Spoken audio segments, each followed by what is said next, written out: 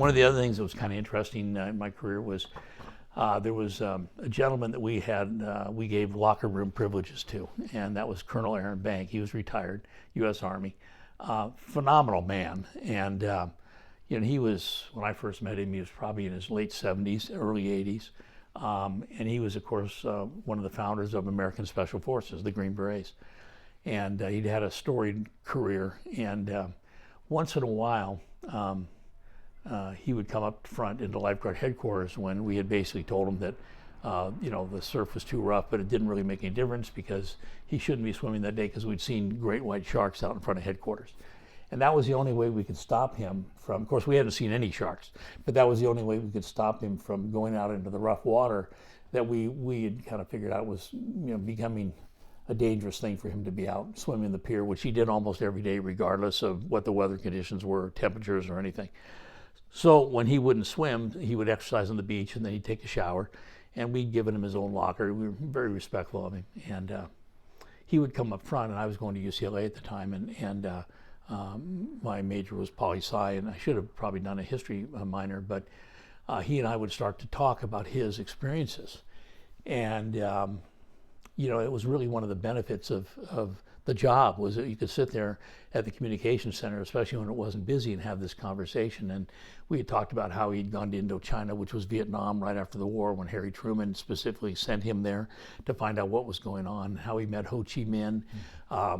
We talked about, American nuclear policy and pre-positioning of weapons. And it was just a fascinating time. I always relished my conversations with him. And when I left, he was still coming down every day and working out, and I think he passed away finally at 101, but it was really a special time to get to talk to him, and we had some great conversations.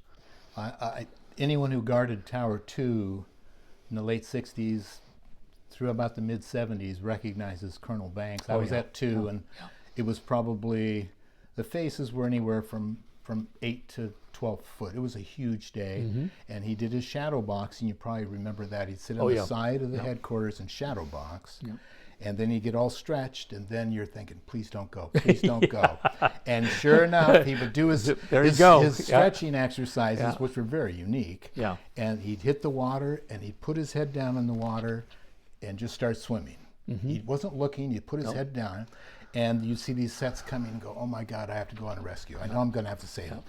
It would come down, he'd be smashed, and you're going, where is he? And he'd pop up, and he'd just keep going. And just keep stroking, and he'd do that every day. Yeah, there was no quit in the man. And I lost a couple of years of my life watching him. Yeah, he was really quite a unique individual, and I can remember some of those additional conversations about how he parachuted in to France in the dead of night with the Jedburghs, and that was the early OSS, and how he helped organize French resistance. And one particular story was he was actively working with a French resistance cell, and they went to get one of their members of the resistance cell out of the German jail, and how a full firefight started, and how he'd been trying to tell the partisans that they needed to make sure that when they loaded their clips with ammunition that was being supplied to them, it was all the same caliber, and how during this one particular rescue attempt, the couple of the guys had loaded their weapons with different types of ammunition, how then they stopped working.